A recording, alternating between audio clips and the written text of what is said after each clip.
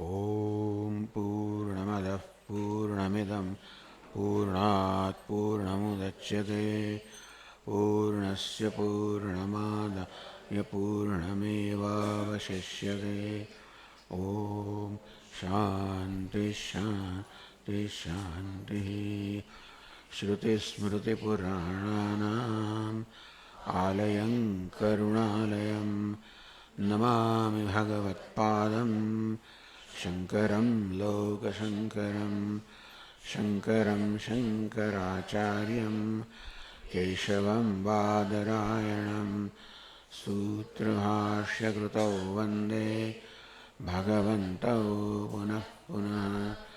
ईश्वरो गुरुरात्मेति मूर्तिभेदविभागिने व्योमवद्व्याप्तदेहाय दक्षिणामूर्तये।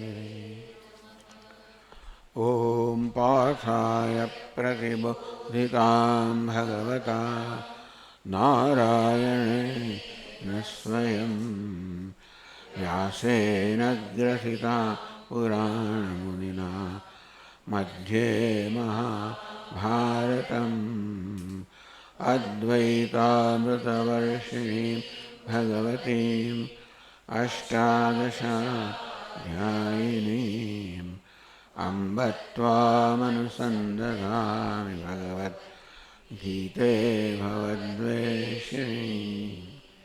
यं ब्रह्मा वरुणेन्द्रमरुतः स्तुन्वन्ति दिव्यैस्तवैः वेदैः साङ्गपदक्रमोपनिषदैः गायन्ति यं सामगाः।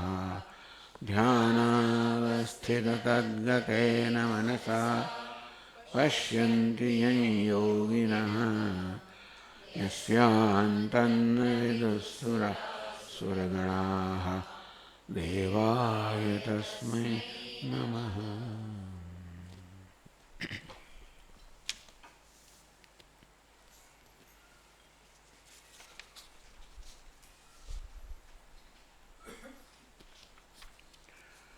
गतसङ्गस्य मुक्तस्य ज्ञानावस्थितचेतसः यज्ञायाचरतः कर्म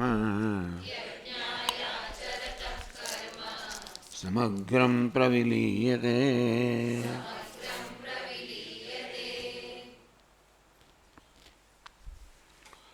गतसंगस्य मुक्तस्य ये બધા પ્રકારના સંગથી આસક્તિ જેનાથી ચાલી ગઈ છે. ગત સંગસ્ય સંગ જેનાથી ચાલી ગયો છે. કરવાની આસક્તિ, કર્મફળની આસક્તિ, બધા પ્રકારની આસક્તિ જે મુક્ત છે અંતેથી મુક્ત છે. આ મુક્તિની વ્યાખ્યા કહી શકાય કે જે બધી બધા પ્રકારની આસક્તિ મુક્ત છે અથવા જ્ઞાનને કારણે અહંકાર મમકાર આ સર્વ જ્ઞાનથી જન્મેલી મૃત્યુ નષ્ટ થઈ ગઈ છે. જ્ઞાનાવસ્થિતચેતસઃ ચિત્ત જ્ઞાનમાં નિષ્ઠ છે. કર્મણી અકર્મય પશ્ચેત હું અકર્તા છું એ જ્ઞાનમાં ચિત્ત નિષ્ઠ છે. યજ્ઞાય આચરત કર્મ આવો જ્ઞાની પુરુષ જે કર્મ કરે એ હંમેશા યજ્ઞ રૂપે જ થતું હોય છે. યજ્ઞ એટલે ઈશ્વરાર્પણ બુદ્ધિ. જે સ્વાર્થનો સંપૂર્ણ અભાવ છે ત્યાં ઈશ્વરાર્પણ બુદ્ધિ જ છે. જે જેટલા પ્રમાણમાં સ્વાર્થ હશે એટલા પ્રમાણમાં ઈશ્વરાર્પણ બુદ્ધિની ત્રુટિ છે. પણ જ્યાં સ્વાર્થ જ નથી ત્યાં જે કર્મ થાય છે યજ્ઞાય યજ્ઞની ભાવનાથી ઈશ્વરને સમર્પણની ભાવના થતું હોય છે. સમગ્રમ પ્રવિલીયતે સમગ્રમ અગ્રેણ સહિતમ. અગ્રે એટલે અર્થ કર્યો કર્મફળ. કર્મફળ સહિત કર્મ નષ્ટ થઈ જાય છે. અર્થાત કર્મ કરવા છતાં પણ કોઈ પ્રકારની અસરથી મુક્ત રહે છે. એટલે જ્યાં સંગ છે આસક્તિ છે, જ્યાં કર્મ આસક્તિ છે, કર્મફળમાં આસક્તિ છે ત્યાં બધી વસ્તુઓ અસર કરનારી હોય છે, આસક્તિથી મુક્ત છે. એને કર્મફળ કોઈ વસ્તુ અસર કરતી નથી. અંતેથી સમગ્રમ પ્રવિલીયતે ભાષ્યકરે સમજાવ્યું. અગ્રેણ સહ સમગ્રમ અર્થાત ફળ સહિત કર્મ પ્રવિલીયતે લીન થઈ જાય છે, નષ્ટ થઈ જાય છે.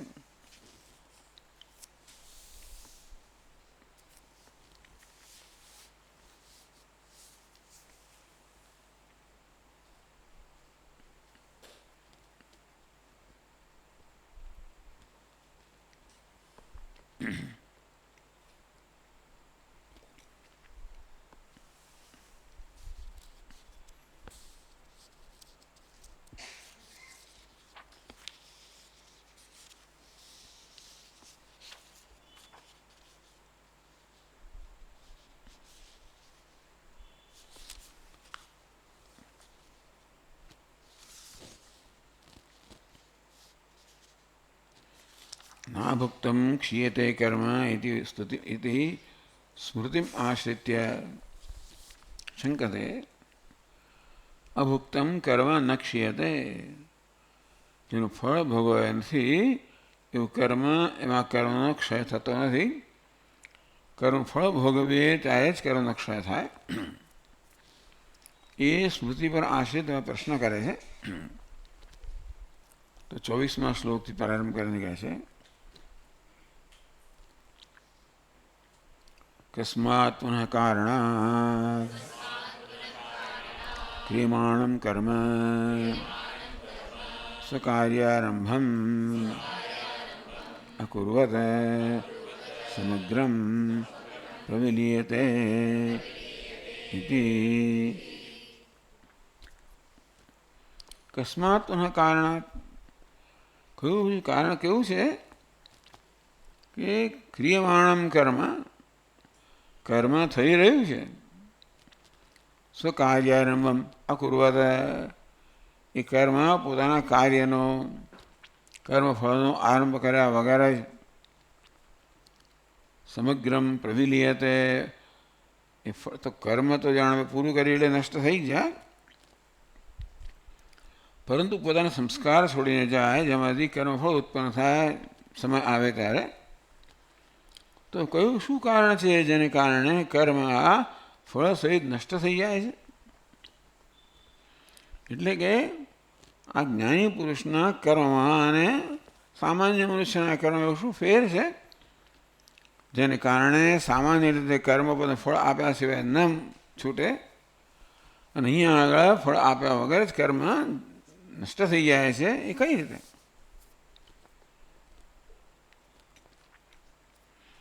તો એનો ઉત્તર આપે છે 24મા શ્લોકમાં. બ્રહ્માર્પણમ બ્રહ્મ હવિઃ બ્રહ્માગ્નૌ બ્રહ્મણાહુતમ બ્રહ્મૈવ તેન ગંતવ્યમ બ્રહ્મ કર્મ સમાધિના.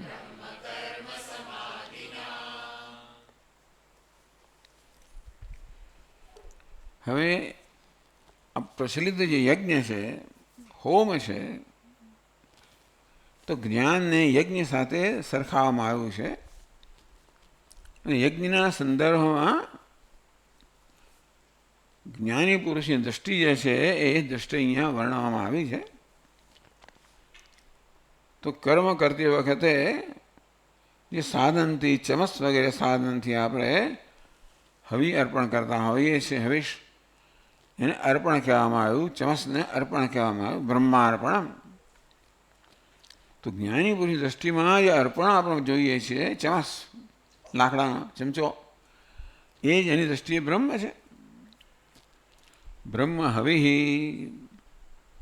એ ચમસથી, અર્પણથી આપણે લઈએ હવિષ, જેમ કે ઘી, અને હોમીએ, તો બ્રહ્મ હવિઃ.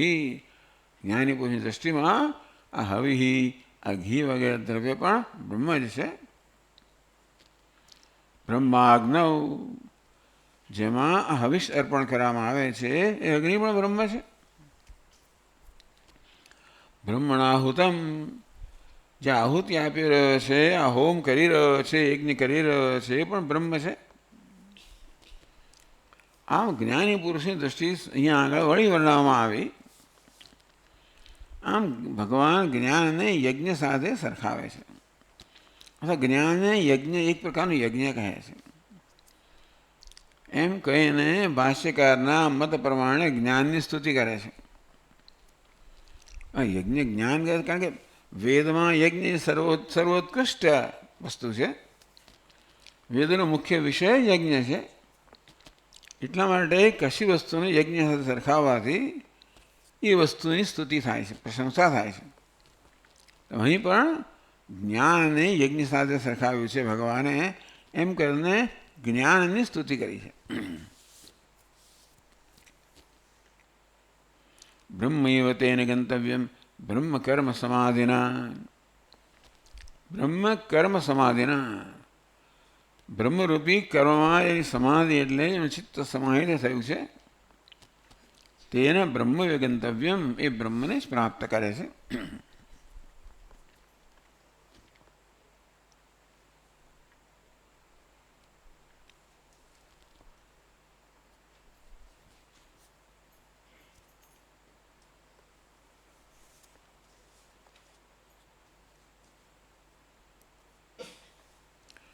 સમસ્તસ્ય ક્રિયાકારક ફલાત્મકસ્ય દ્વૈતસ્ય. દ્વૈતનું ભિન્ન ભિન્ન પ્રકારે વર્ણન થઈ શકે. યજ્ઞના સંદર્ભમાં દ્વૈત એટલે ક્રિયા, કારક, ફલ. કારક એટલે આપણે કહ્યું 6 કારક હોય છે: કર્મ કરનાર, કર્તા, કર્મ, કરણ, સંપ્રદાન અને અધિકરણ, ઉપાદાન, અપાદાન, અધિકરણ. આટલા બધા કારકો છે જેનાથી આ યજ્ઞ કર્મ સંપન્ન થાય છે.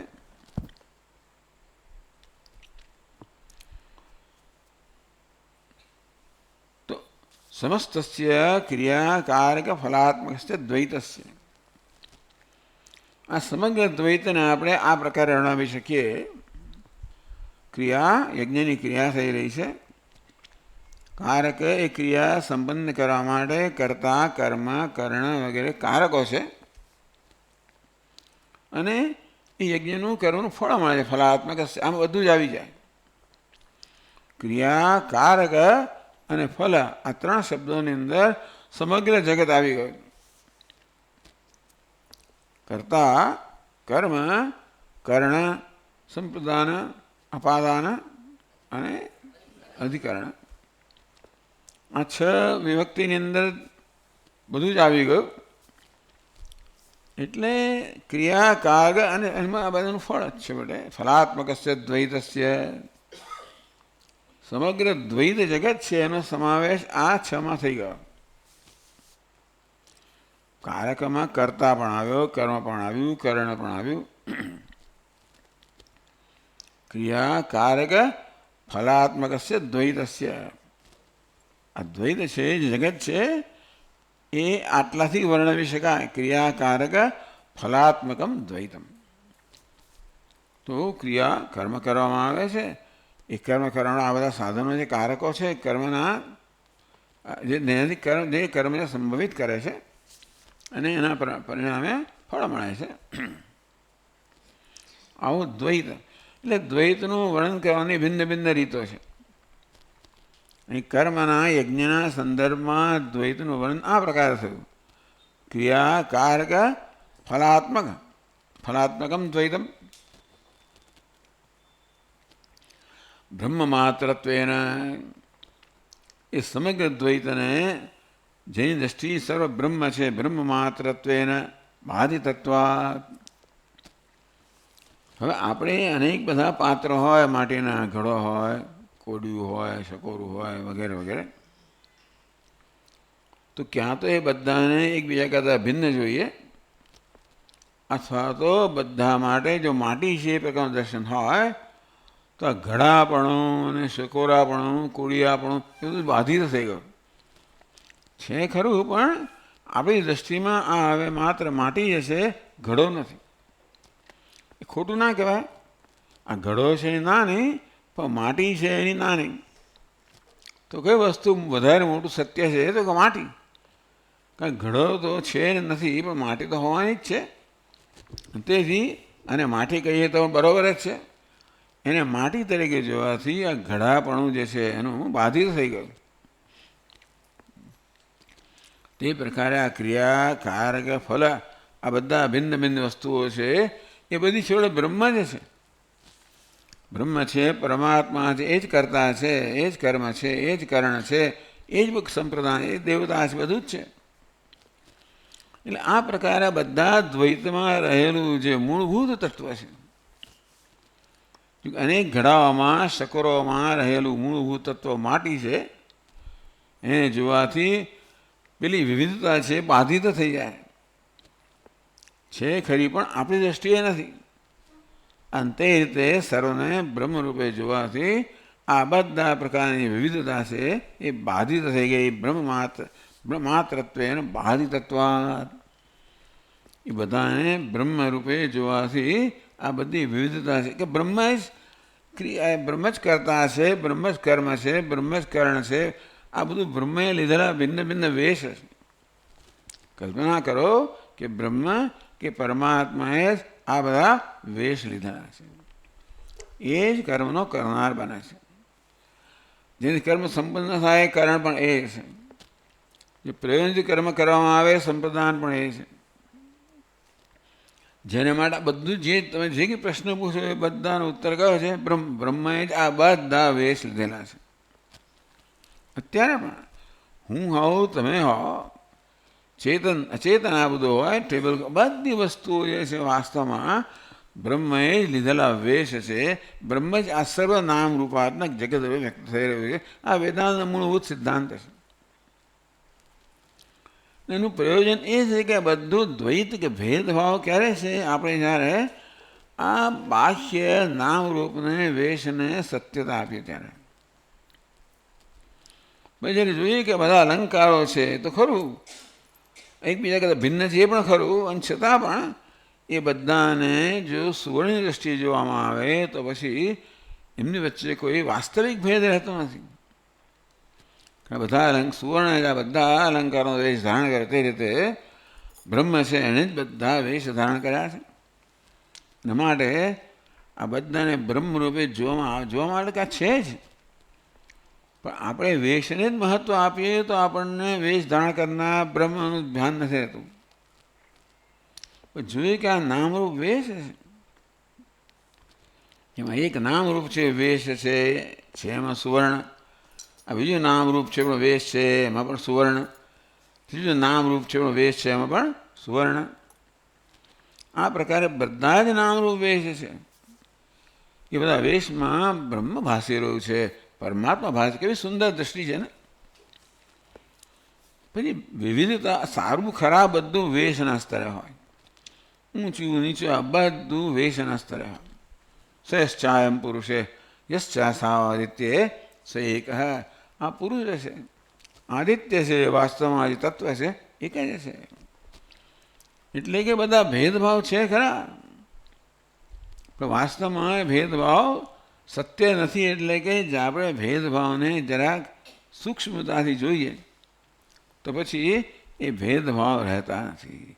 ભેદભાવમાં રહેલું જે મૂળભૂત તત્વ છે એના આપણે દર્શન કરી ત્યારે આ ભેદભાવનું કોઈ મહત્વ રહેતું નથી.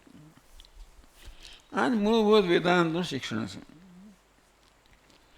જેટલા અંશે આપણી દ્રષ્ટિ આ પ્રકારની હોય એટલા અંશે આ બધા ભેદભાવ, હું ને તું, તારો ને મારો, આ બધા જન્મેલા બધા જે આવી દ્રષ્ટિને કારણે જન્મેલા ભેદભાવ છે. પછી એમાંથી રાગદ્વેષ જન્મે, એવા સંઘર્ષો જન્મે. આ બધા રાગદ્વેષ કહો, સંઘર્ષ કહો, એ પણ આપણી જોવાની પદ્ધતિને કારણે છે. મૂળભૂત તત્વ ન જોઈએ જે વેશમાં આપણી સમક્ષ ઉપસ્થિત થયું છે એને જ મહત્વ આપીએ તો મૂળભૂત તત્વ છે એની અવગણના થઈ જાય, ઉપેક્ષા થઈ જાય અને માત્ર દેખાવ જ મહત્વ બની જાય. તો આપણા જીવનમાં દેખાવ જ મહત્વનો છે, બહારનો દેખાવ મહત્વનો છે, નામરૂપ મહત્વના છે. કારણ કે હું મારી જાતને નામરૂપ માનું છું, એટલે શરૂઆત અહીંથી જ થાય છે. હું કોણ છું ત્યાંથી શરૂઆત થાય. હું પણ નામરૂપ જ હોઉં મારી દૃષ્ટિએ, તો ભાઈ બાકી બધું પણ નામરૂપ જ છે. બસ આ દૃષ્ટિ માત્ર બધા પ્રકારના ભેદભાવનું અને દુઃખનું કારણ છે એવું વેદાંત સમજાવે છે. બાકી જીવનમાં દુઃખનું બીજું કોઈ કારણ નથી. આ ભેદભાવ, ભેદ દૃષ્ટિ જે માત્ર દેખાવને, વિવિધતાને, માત્ર વેશ અને મહત્વ આપવાને કારણે જ જન્મી છે. વેશ જે ભગવાને વાસ્તવમાં આપણા આનંદ માટે સર્જ્યો છે. ભગવાને એકનું એક જ બીવું બનાવ્યું હોત તો શું થાત? ધારો કે આપણી ફરિયાદને કારણે એક જ પ્રકારના, તો થોડીક વાર સારું લાગે, આપણે કંટાળી જઈએ. આપણે ભગવાન વિવિધતા બનાવી જેથી આપણે વિવિધતાનો આનંદ લઈએ. પણ જે વસ્તુ આનંદ માટે સર્જવામાં આવી એ જ આપણા દુઃખનું કારણ બની જાય છે. એટલે વળી પાછું વેદાંત શાસ્ત્ર આપણે મૂળભૂત તત્વ તરફ લઈ જવા માંગે છે. તેથી આ પ્રકારના શ્લોકો દ્વૈતસ્ય બ્રહ્મમાત્રત્વેન બાધિતત્વાદ, જે બધા જ અલંકારના આપણે માત્ર સુવર્ણ છે એ પ્રકારની દૃષ્ટિ જોઈએ તો બધા અલંકારો વચ્ચેનો જે ભેદ છે એ છે ખરો, પણ હવે આપણી દૃષ્ટિમાં નથી. એટલે કે બાધિત થઈ ગયો, એની સત્યતા રહી નથી.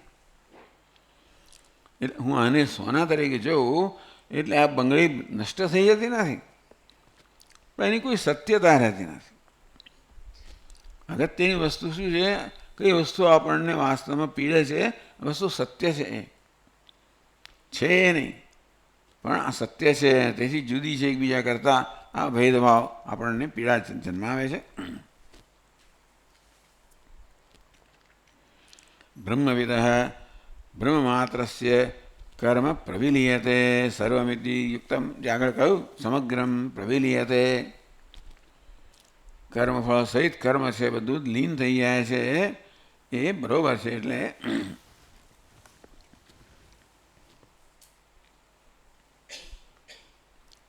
કસ્માત પુનઃ કારણાત ક્રિયમાણમ કર્મ સ્વકાર્યાનમ અકુર્વત સમગ્રમ પ્રવિલીતે ઉચ્યતે. ભગવાન આગળના શ્લોકમાં કહ્યું સમગ્રમ પ્રવિલીયતે, ફળ સહિત કર્મ લીન થઈ જાય છે. કસ્માત પુનઃ કારણાત, શું કારણ છે જેને કારણે જે કર્મ આપણે કર્યું છે એ કર્મ લીન થઈ જાય છે, નષ્ટ થઈ જાય છે. એટલે કર્મ પોતાનું પરિણામ બતાવે વગર સ્વકાર્યારમ અકુર્વત, આમ કર્મ તો સામાન્ય ફળને ઉત્પન્ન કરે, એ ફળ આપણામાં કોઈને કોઈ પ્રકારનો પ્રત્યાઘાત ઉત્પન્ન કરે, રાગદ્વેષ, એ વળી પછી નવી ઈચ્છા, નવું કર્મ, આ પ્રકારે આ બંધનની શૃંખલા ચાલતી હોય છે. આપણે કહીએ કે આ જે છે એ દ્વૈતનું આ પરિણામ છે. તો દ્વૈતસ્ય બ્રહ્મમાત્રત્વેન બાધિતત્વાદ, આ બધા દ્વૈતમાં ટૂંકમાં ક્રિયા, કારક, ફલ બધું બ્રહ્મ જ છે. એ પ્રકારે આ બધું સુવર્ણ છે પ્રકારે જોયું તો અલંકાર બાધિત થઈ ગયો છે ખરો, હવે એ ભેદભાવ આપણામાં જન્માવતો નથી. ટૂંકમાં ભલે આ બંગડી પણ રહી અને ચેઇન પણ રહી, પણ એ સુવર્ણ છે એ પ્રકારે એને જોવામાં આવે તો એ આપણા મનમાં કોઈ પ્રકારનો ભેદભાવ જન્માવતા નથી. આ ગોળ છે એટલે સરસ છે, બધું આવું છે એટલે આવું, એ પ્રકારના બધા ભેદભાવ અભિપ્રાય બધા જતા રહે. એટલે આપણે ગોળ ન દેખાય એમ નહીં, પણ ગોળ સત્ય નથી, એટલા માટે હવે એનો કોઈ પ્રભાવ આપણા પર રહ્યો નથી.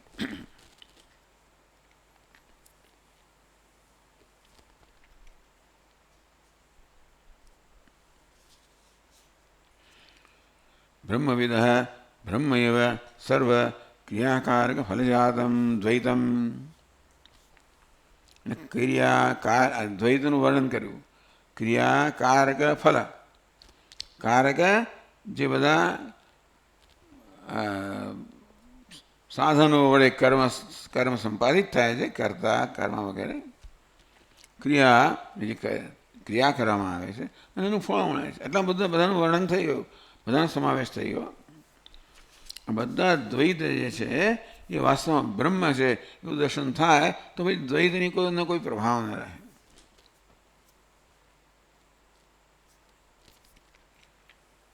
એટલે ભાષ્યકારો યતઃ, કારણ કે 24મા શ્લોકમાં કહે છે બ્રહ્માર્પણમ બ્રહ્મ હવિઃ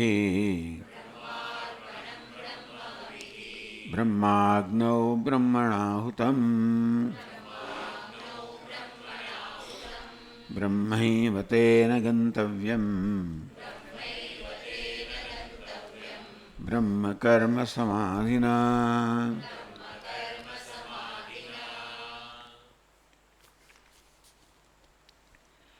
બ્રહ્મ અર્પણમ, અર્પણમ પેલો ચમસ પણ બ્રહ્મ છે. બ્રહ્મ હવિઃ એ ચમસથી અર્પણથી તે હોમવામાં આવે છે એ દ્રવ્ય હવિષ એ પણ બ્રહ્મ છે. બ્રહ્માગ્નૌ જેમ હોમવામાં આવે છે એ અગ્નિ પણ બ્રહ્મ છે. બ્રહ્મણાહુતમ બ્રહ્મણા જે હોમે છે એ પણ બ્રહ્મ છે. હુતમ આ સમગ્ર ક્રિયા પણ બ્રહ્મ છે. આ પ્રકારની દૃષ્ટિ ધરાવનાર બ્રહ્મ કર્મ સમાધિ કહેવામાં આવે. બ્રહ્મ કર્મ સમાધિના આ પ્રકારની સર્વત્ર બ્રહ્મ દૃષ્ટિ ધરાવનારને બ્રહ્મ કર્મ સમાધિ કહ્યું. બ્રહ્મૈવ તેન ગંતવ્યમ, આવો જે જ્ઞાની પુરુષ છે એ બ્રહ્મને જ પ્રાપ્ત કરે છે. તો ભાષ્યકાર કહે છે યતઃ બ્રહ્માર્પણમ યેન કર્ણેન બ્રહ્મવિત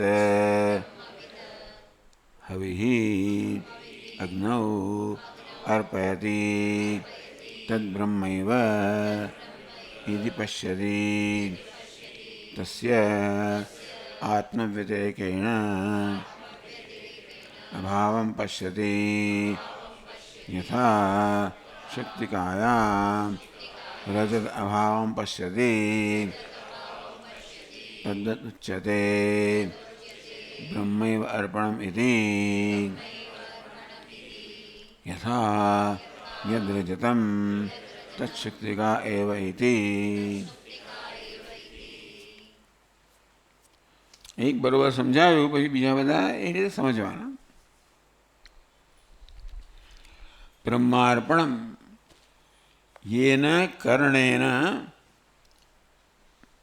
બ્રહ્મ અર્પણમ ઇતિ આ સમસ્તે પદે, એટલે આ બે જુદા પદ છે, શબ્દો છે. બ્રહ્મ અને અર્પણમ. બ્રહ્મ એક શબ્દ છે, અર્પણમ બીજો શબ્દ છે. એની સંધિ શું થાય? બ્રહ્માર્પણમ. તો યેન કર્ણેન બ્રહ્મવિદ હવિઃ અર્પયતિ. તો અર્પણ કોને કહેવાય? જે યેન કર્ણેન જે સાધનથી, ચાલો કે બ્રહ્મજ્ઞાની યજ્ઞ કરી રહ્યો છે, કોઈ પણ યજ્ઞ કરી રહ્યા હોય, જે સાધનથી હવિષ એટલે કે હોમ માટેનું દ્રવ્ય અર્પણ થાય છે એને અર્પણ કહેવામાં આવે. જેમ કોઈ ચમચ આપણે લઈએ એમાંથી ઘી હોમીએ તો ચમચને અર્પણ કહેવામાં આવે.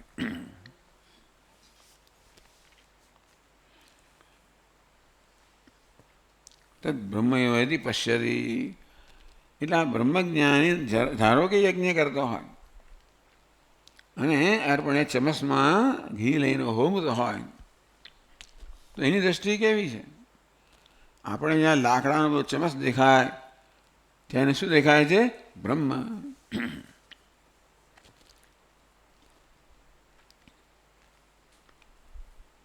તદ બ્રહ્મૈવ ઇતિ પશ્યતિ, એ લાકડાનો ચમચ છે એની દ્રષ્ટિએ માત્ર બ્રહ્મ જ છે.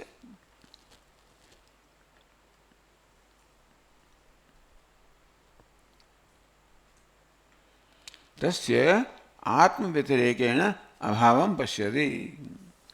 હવે બ્રહ્મના આત્મા પર આવી ગયા. તસ્ય આત્મવ્યતિરેકેણ અભાવમ પશ્યતિ. એવું છે ને, બ્રહ્મના દર્શન કરે છે એટલે આત્માના દર્શન કરે છે. બ્રહ્મ જ આત્મા છે જ્ઞાની પુરુષની દૃષ્ટિ છે. તેથી આ અર્પણ છે, ચમસ છે, જ્યારે એમાં બ્રહ્મના દર્શન કરે ત્યારે આત્માના દર્શન કરે અર્થાત આત્મા વ્યતિરેકેણ અભાવમ પશ્યતિ, એટલે આત્મા અન્ય બીજું કંઈ છે નહીં. અર્પણ છે એ પણ બ્રહ્મ જ છે કે આત્મા જ છે. યથા સુક્તિકાયામ રજત અભાવમ પશ્યતિ, યથા સુક્તિકાયામ જેવી રીતે સુક્તિકામાં રજતનો અભાવ જુએ છે. આમ સુક્તિકામાં બધા રેતીના રસકણો હોય એ સૂર્યના પ્રકાશમાં ચમકે એટલે એ ચાંદી છે એ પ્રકારનો ભ્રમ મનમાં ઉત્પન્ન થાય. એટલે પહેલી દ્રષ્ટિએ એમ લાગે કે આ ચાંદી છે.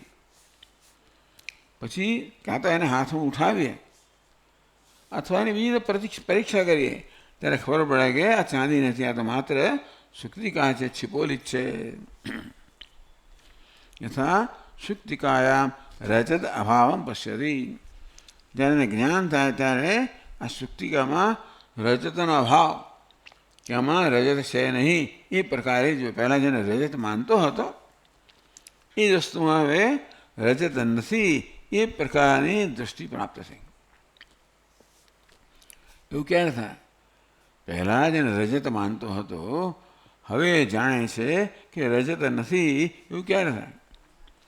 ત્યારે થાય જ્યારે આ રજત છે એ માત્ર આભાસ હતો, એ અધ્યારોપ હતો.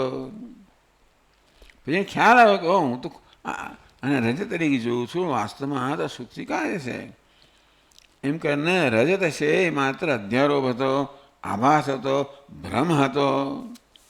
એવું જ્યારે એ પ્રકારનું જ્ઞાન થાય ત્યારે હવે આમાં કોઈ રજત રહેતું નથી, એ માત્ર સુક્તિકા જ રહી જાય છે. યથા સુક્તિકાયામ રજત અભાવમ પશ્યતિ, જ્યારે આ જે વસ્તુ છે એ પદાર્થ છે એ પદાર્થનું વાસ્તવિક જ્ઞાન થયું. પહેલાં જે પદાર્થને રજત કે ચાંદી માનવામાં આવતું હતું હવે એની જે કોઈ કારણ નથી કે હાથમાં લીધો એટલે કે વધારે સૂક્ષ્મતાની પરીક્ષા કરી એટલે આ તો હાથમાં જ લો અંદર જુઓ ત્યારે ખબર પડે કે આ તો ચાંદી નથી, આ તો સુક્તિકા છે. યથા સુક્તિકાયામ રજત અભાવમ પશ્યતિ, સુક્તિકામાં જેવી રીતે હવે રજતનો અભાવ જુએ છે. પહેલાં સુક્તિકામાં એ રજત જોતો હતો, પછી એના હાથમાં લીધું કે ચાલ આ તો ચાંદી છે, અને પછી ખબર પડી કે આ તો શું છે? માત્ર છિપોલી છે.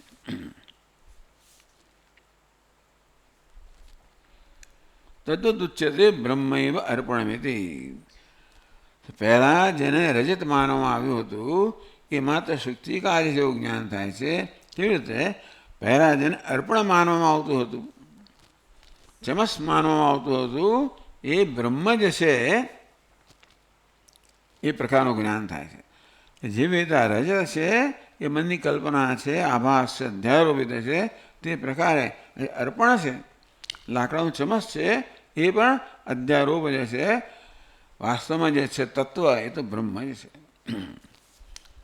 વેદાંતી લોકો એક જ તત્વ સ્વીકારે છે, બ્રહ્મ,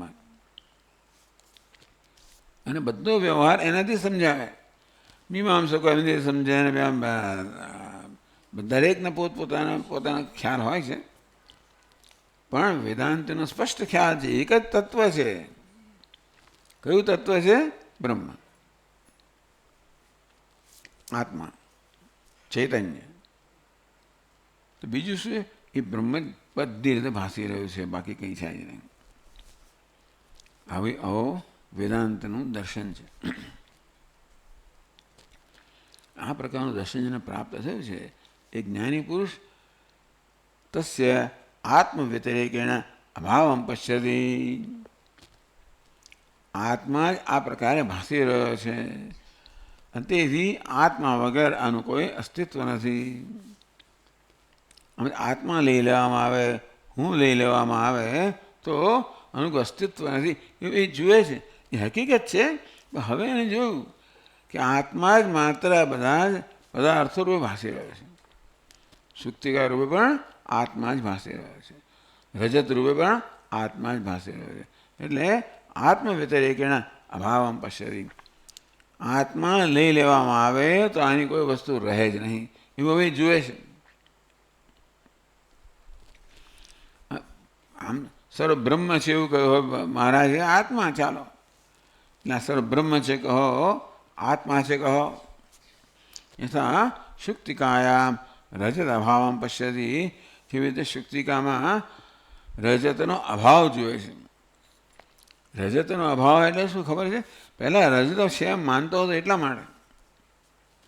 સુવર્ણનો અભાવ નથી, પહેલાં આમાં રજત છે એવું માનતો હતો. આ પછી બરાબર હાથમાં લીધા પછી બરાબર તપાસ્યા પછી ખબર પડી કે આમાં રજત તો માત્ર આભાસ જ છે, વાસ્તવમાં તો છિપોલી જે છે.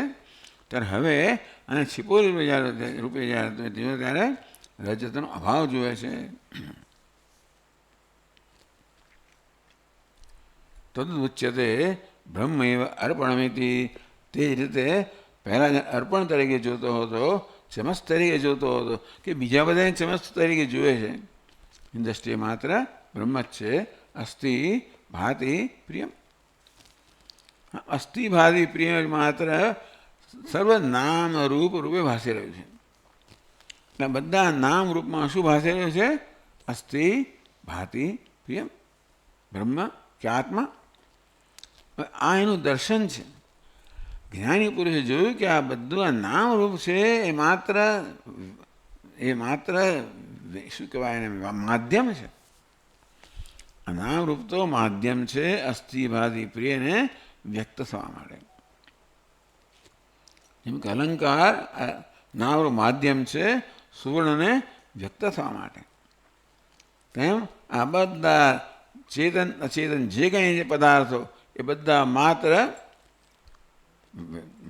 માધ્યમ છે અસ્થિ ભાતિ પ્રિયને, બ્રહ્મને, આત્માને અભિવ્યક્ત થવા માટેના.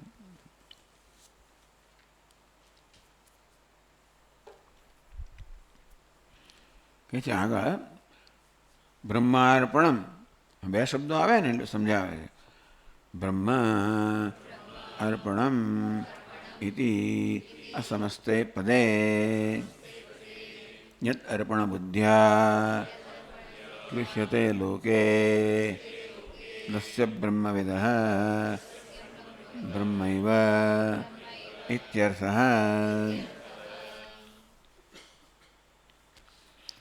બ્રહ્માર્પણમ એ કહે છે કે આ સમાસ નથી, એ બે જુદા પદો છે. બ્રહ્મ અને અર્પણ બે જુદા શબ્દો છે અને સંધિથી બ્રહ્માર્પણમ એવા બે બને છે, એક બને છે. એટલે કે બ્રહ્મ અર્પણ છે. અર્થ શું કર્યો? યત અર્પણ બુદ્ધ્યા ગૃહ્યતે લોકે તસ્ય બ્રહ્મવિદ બ્રહ્મૈવ ઇતિ. લોકે લોકો વડે, દુનિયા વડે જે અર્પણ દેખાય છે. ચલો અર્પણ એટલે ટૂંકમાં ભગવાન અર્પણથી શરૂ કરેલું અર્પણ શબ્દ વાપર્યા કરે છે. પણ જે કોઈ નામરૂપ ટૂંકમાં દુનિયા જેને આવી રીતે બંગડી રૂપે જુએ છે એ બ્રહ્મજ્ઞાની માટે માત્ર બ્રહ્મ છે. દુનિયા નામ રૂપે જોઈએ છે એના માટે અસ્થિ ભાતિ પ્રિયમ. તો અર્પણ એક નામરૂપ છે. જેના વડે હવિષ અર્પણ કરવામાં આવે છે એ અર્પણ એક નામરૂપ છે અને એ બ્રહ્મ છે. બ્રહ્મ જ અર્પણ છે. બ્રહ્મ જ અર્પણ રૂપે પ્રગટ થયેલું છે.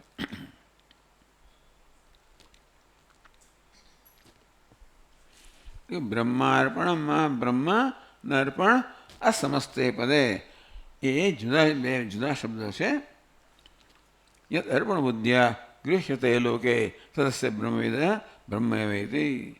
દુનિયા જેને અર્પણ એમ માને છે એ આ બ્રહ્મજ્ઞાની દૃષ્ટિમાં બ્રહ્મ જ છે. દુનિયા જેને ચાંદી માને છે એ જ્ઞાની દૃષ્ટિએ માત્ર શુક્તિકા છે.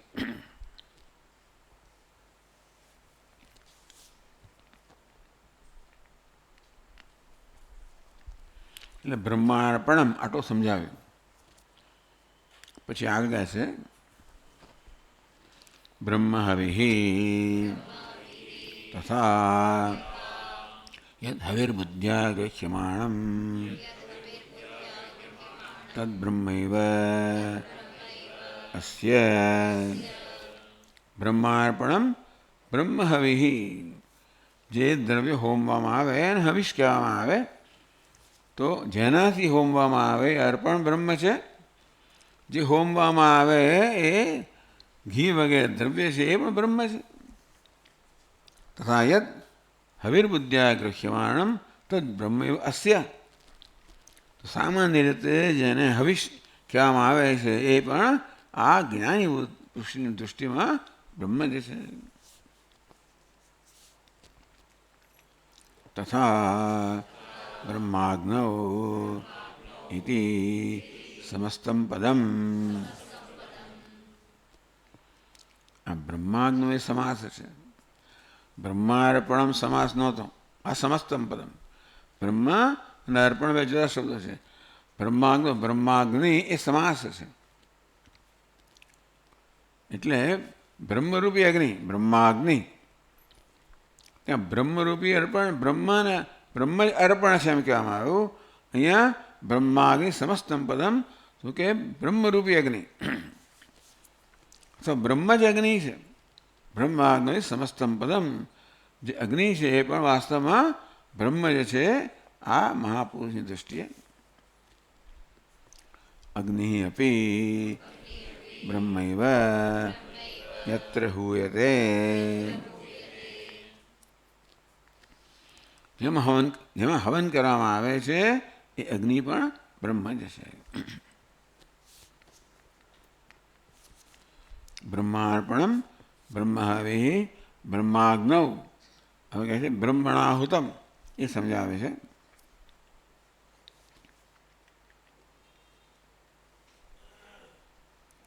બ્રહ્મણા કર્ત્રા બ્રહ્મૈવ કર્તા ઇત્યર્થઃ.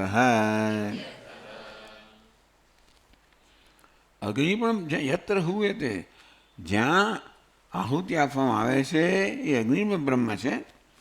અને જે આહુતિ આપે છે એ પણ બ્રહ્મ છે. બ્રહ્મણાહુતમ ટૂંકમાં બધી હવન ક્રિયા કરનાર જે છે એ પણ બ્રહ્મ છે.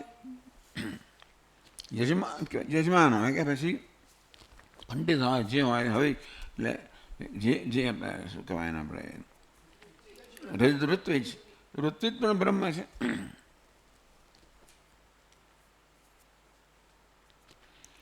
બ્રહ્મૈવ કર્તા ઇત્યર્થ એટલે કે આ હવન ક્રિયાનો કરનાર પણ બ્રહ્મ જ છે. બ્રહ્માર્પણમ બ્રહ્મહવિઃ બ્રહ્માગ્નૌ બ્રહ્મણાહુતમ. એ બ્રહ્મણાહુતમ સમજાવે છે. યત્તેન હુતમ હવનક્રિયાપી તદ્બ્રહ્મૈવ. હુતમ આખી ક્રિયા કરવામાં આવી આ હોમની એ ક્રિયા પણ આખી બ્રહ્મ છે. હવન ક્રિયા આપી તદ બ્રહ્મૈવ. આ સમગ્ર હવન ક્રિયા પણ બ્રહ્મ જ છે.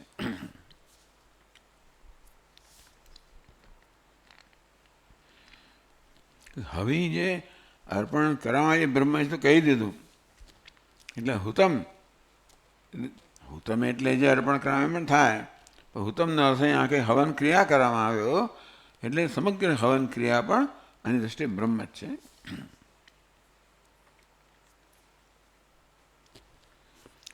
યત્તેન ગંતવ્યમ ફલમ તદપી બ્રહ્મૈવ.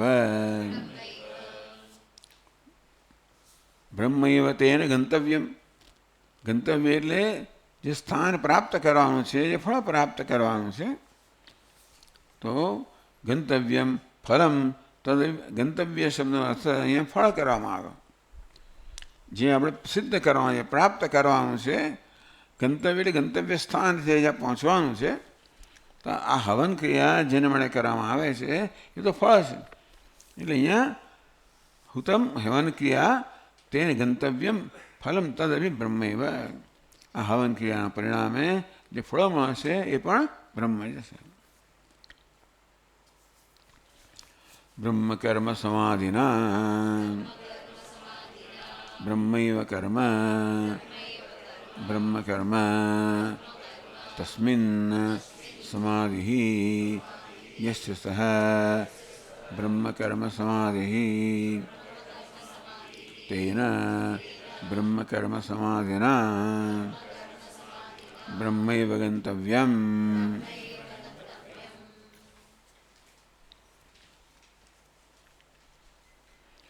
બ્રહ્મ કર્મ સમાધિના આ શબ્દે સમાસ બ્રહ્મ કર્મ અને સમાધિ ત્રણ શબ્દો આવે છે.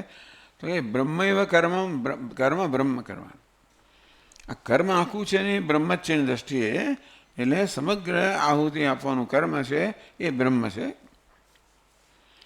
તસ્મિન સમાધિ એટલે જેની સમાધિ કહો, જેની એકાગ્રતા કહો, એનું ચિત્ત એની દ્રષ્ટિમાં શું છે તો કે માત્ર બ્રહ્મ જ છે. તસ્મિન બ્રહ્મણી સમાધિ યસ્ય સ બ્રહ્મ કર્મ સમાધિ. તો આ બધું જ કર્મ બ્રહ્મ છે. એ બ્રહ્મમાં જેનું ચિત્ત એકાગ્ર છે એ મનુષ્યને બ્રહ્મ કર્મ સમાધિ કહેવામાં આવ્યો. એટલે કર્મ થઈ રહ્યું છે એ બધું બ્રહ્મ જ છે અને બધા અંશો છે એ બધા એ બ્રહ્મ છે. આ સર્વ રીતે સર્વ એની દ્રષ્ટિમાં બ્રહ્મ જ છે. આ પ્રકારે સમાધિ અર્થાત જેની ચિત્તની એકાગ્રતા છે એ બ્રહ્મમાં જ છે. એને બ્રહ્મ કર્મ સમાધિ કહેવામાં આવ્યું. બ્રહ્મ કર્મ સમાધિના બ્રહ્મૈવ ગંતવ્યમ. આ બ્રહ્મ કર્મ સમાધિ તો બ્રહ્મરૂપી કર્મ જે છે એમાં જ જેનું બધું એકાગ્રતા છે એને બ્રહ્મ કર્મ સમાધિ કહેવામાં આવ્યું. એના વડે પ્રાપ્ત થવાનું છે એ ફળ પણ બ્રહ્મ જ છે. ગંતવ્યમ બધું એ પણ ફળ પણ બ્રહ્મ. ટૂંકમાં બ્રહ્મ કહો, પરમાત્મા કહો, અસ્થિભાતિ પ્રિય કહો, એ જ માત્ર બધા જ રૂપમાં છે. આ અહીંયા યજ્ઞના સંદર્ભમાં આ પ્રકારે સર્વાત્મ ભાવ અહીંયા વ્યક્ત કરવામાં આવે. જે છે જે કંઈ છે એ સર્વ બ્રહ્મ જ છે, પણ એને અહીંયા યજ્ઞના સંદર્ભમાં વ્યક્ત કરવામાં આવ્યું. એટલે બ્રહ્મ જ્ઞાન છે એને અહીંયા યજ્ઞના રૂપમાં વર્ણન કરવામાં આવ્યું. એ રીતે બ્રહ્મ જ્ઞાનની અહીંયા પ્રશંસા કરવામાં આવી. આ કહ્યું તે પ્રમાણે યજ્ઞ છે એ સર્વોત્કૃષ્ટ વસ્તુ છે. કશી વસ્તુને યજ્ઞ સાથે સરખાવવામાં આવે ત્યારે એની પ્રશંસા થઈ. આમ બ્રહ્મ જ્ઞાનની પ્રશંસા થઈ. બ્રહ્મ જ્ઞાનને યજ્ઞ સાથે સરખાવવાથી બ્રહ્મ જ્ઞાનની પ્રશંસા થઈ. આપણને કહે બ્રહ્મ જ્ઞાની પણ આ યજ્ઞ સૌથી શ્રેષ્ઠ વસ્તુ છે અને તે બ્રહ્મ જ્ઞાનને યજ્ઞ સાથે સરખાવવાથી એની પ્રશંસા થઈ.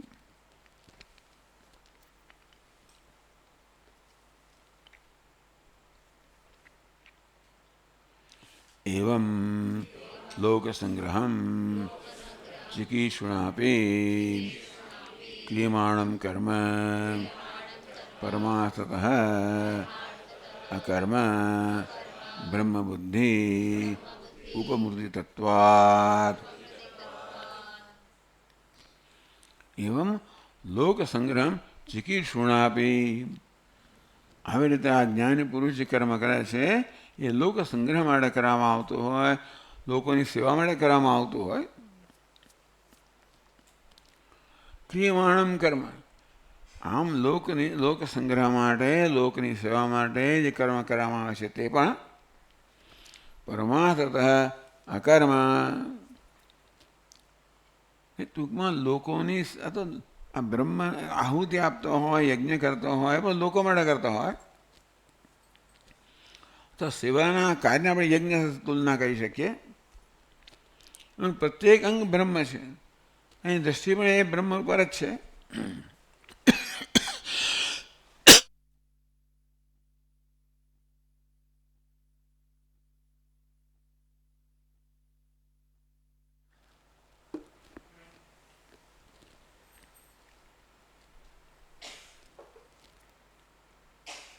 એવં લોકસંગ્રહ ચિકીર્ષુણાપી.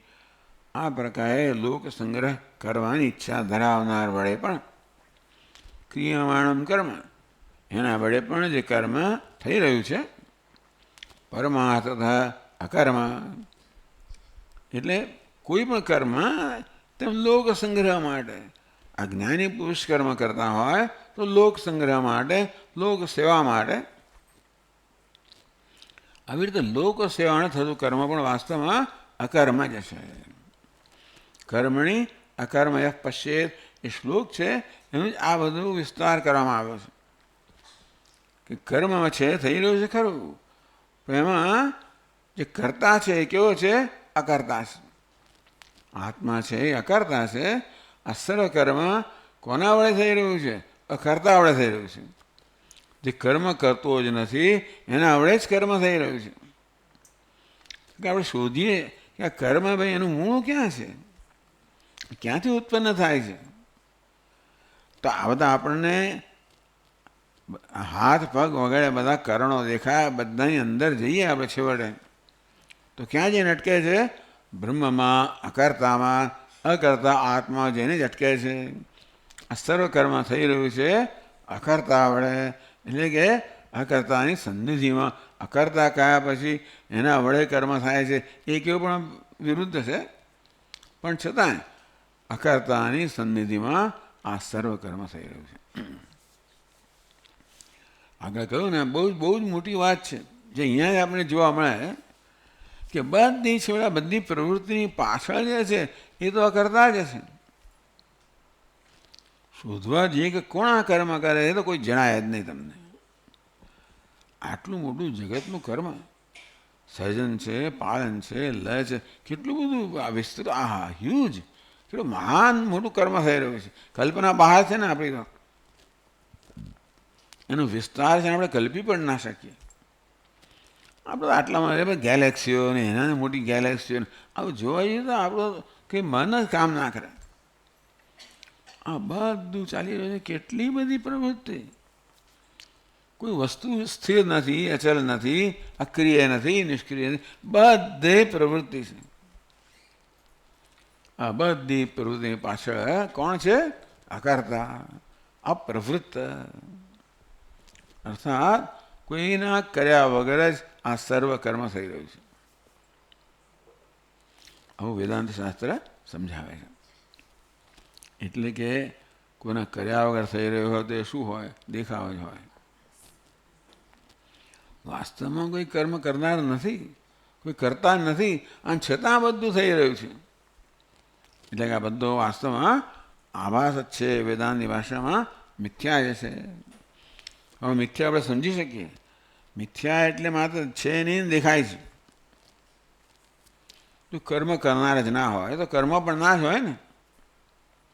છતાં બધું કર્મ આપણે ભાસી જ રહ્યું છે, દેખાઈ રહ્યું છે. એટલે કર્મ પણ શું છે?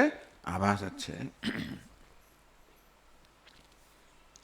બ્રહ્મ કર્મ સમાધિના. એટલા જ માટે જે આ દ્રષ્ટિ ધરાવે છે એની દ્રષ્ટિ કોઈ કર્મ થઈ રહ્યું નથી, માટે એ કોઈ કર્મથી બંધાય જ ક્યાંથી? કર્મ કરતો હોય તો બંધાય ને. વાસ્તવમાં કર્મ સર્વ આભાસ થઈ રહ્યું છે, ચાલી રહ્યું છે.